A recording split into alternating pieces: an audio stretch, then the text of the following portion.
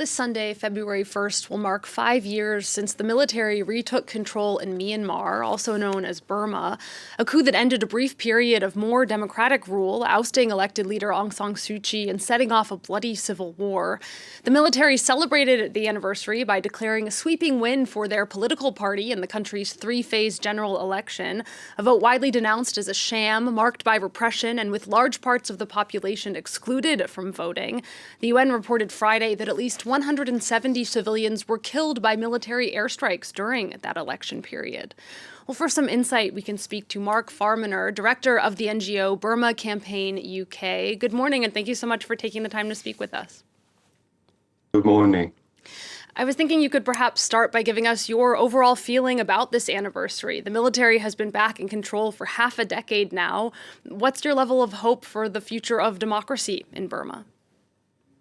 Well, I think a lot of people in Burma will be arguing that the military are not back in control, that this was a huge miscalculation by the military. They thought this coup would put them back in complete control of the country after a period where they have shared power with an elected government. And it went horrifically wrong for them. They were met with mass protests. When they cracked down on those protests, they were met with armed resistance. The students that have been protesting in the streets, they went into the jungles and mountains on the borders of Myanmar, where there have been long-standing ethnic resistance organizations who have been fighting the Burmese military because of the repression they're facing. They received training, they received arms, and the Myanmar military lost control of more than half the country. At one point, they were down to complete control of only 20% of the country. So these elections that they've been holding over the past month, they're part of a desperate strategy for the military to try to regain some sort of credibility and legitimacy, because they're in deep trouble. They've been unleashing all the weapons of war they have against the people of Myanmar. They've detained 20,000 political prisoners. They've been conducting airstrikes on a daily basis, killing thousands of people, and it hasn't worked. The people of Myanmar are still resisting. They've rejected this election. They know it's a complete sham, and they vow to continue resisting military rule.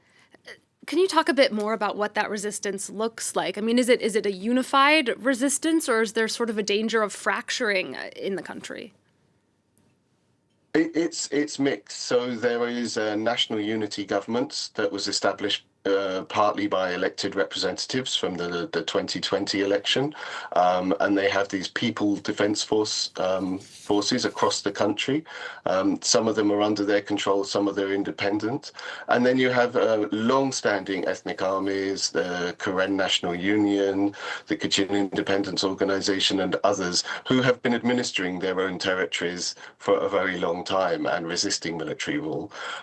So you now have a multiple sort of local administrations being built across the country, a kind of bottom-up democracy where there is a level of coordination on a more informal level, sometimes more formal. I don't think there's really a risk of Myanmar fracturing. The organizations that are fighting the Burmese military, they all are agreeing to stay part of the country, but what they want is more. They want human rights, they want more autonomy, they want control over their local natural resources. And for the first time now, we are seeing in the parts of the country no longer occupied by the Myanmar military, you're seeing people being consulted about how they want to be ruled and governed, what kind of laws they want in place, how natural resources should be used for their own benefit. And these local administrations are providing health and education services. And I think this is something the international community really needs to get behind. They worry about, as you're saying, the Myanmar fracturing, but actually people on the ground are building democracy now. The election is a sideshow. What's really happening on the ground is people for the first time having a choice in how they're ruled, how the rules that will govern them after decades of military rule or authoritarian rule. And speaking of international involvement, I know your organization is calling out the UK government for its inaction. What's your message for Keir Starmer and for other officials? People in Myanmar are incredibly disappointed. After the coup, there were so many statements of international support from the UK, the USA, the European Union, and others.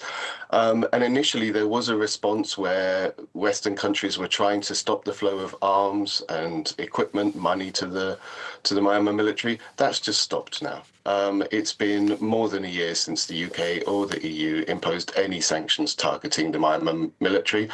And we're seeing airstrikes increasing, deaths, as you're describing, 170 dead just during the election period alone. The Myanmar military depends on the international community for its funding, for its arms, for its equipment. It's totally dependent on international support. A lot of that comes from China, India, Russia, but there's still many Western companies that are involved in the gas industry there, which funds the Myanmar military. American tech firms providing services to military-owned companies, which provide huge profits for them. There's a lot more that can be done by the UK, by Keir Starmer, by the European Union to chip away at these sources of arms and revenue and reduce the capacity of the Myanmar military to keep killing people. Why has there been inaction from Western countries like the UK? Why aren't they doing anything? It's inexplicable. We can't get an explanation from the British government. We keep asking them. There's cross-party political support. Officially, all the main political parties in the UK support targeted sanctions to stop arms going to the Burmese military, to stop money going to them. And there isn't any action being taken. It's just not being prioritized as an issue.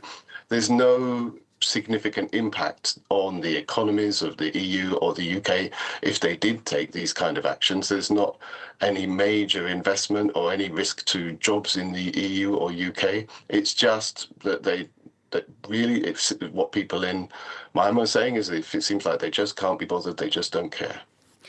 The way that you describe the elections are sort of a sign of weakness from the military, trying to kind of grasp at power.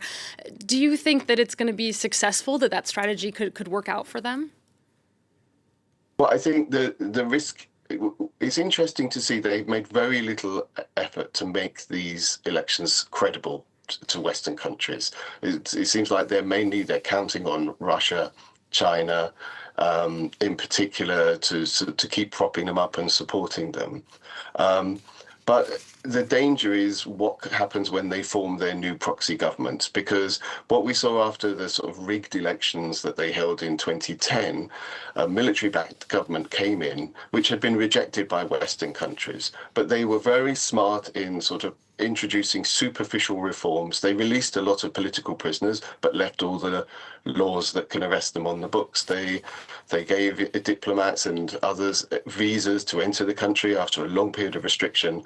They talked a good talk while actually not making any fundamental reforms. And what people are afraid of is that the military will try to repeat that trick to promote another fake reform process to try and get sanctions and international pressure lifted, while in fact they're still holding all the key levers of power.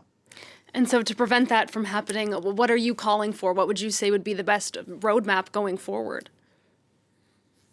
I think governments need to learn the lessons of history, that they made big mistake before backing a sham reform process, which when they lifted sanctions, the Myanmar military was able to buy arms, which they're now using to bomb homes, schools and villages now. They need to continue the policy that they officially have, which is to systematically identify and sanction sources of revenue, arms and equipment. That's one of the most effective things they can do. They need to look at more efforts for international justice and accountability, like we've just seen happening at the International Court of Justice regarding the genocide of the Rohingya, but also support the bottom-up democracy that people are building in the country, the local administrations providing services to the people, help them build the capacity to provide those services as an alternative to military rule, because this is demonstrating that democracy, if is possible in the country. They're consulting on how they can build local democracy on the ground. It might be an unfamiliar form of government to have multiple small administrations across the country, but it's one that will probably be more effective for Myanmar, which is so ethnically, religiously diverse, and where decades of central governments trying to impose rules and regulations and laws on people has completely failed. It's just led to instability and conflict.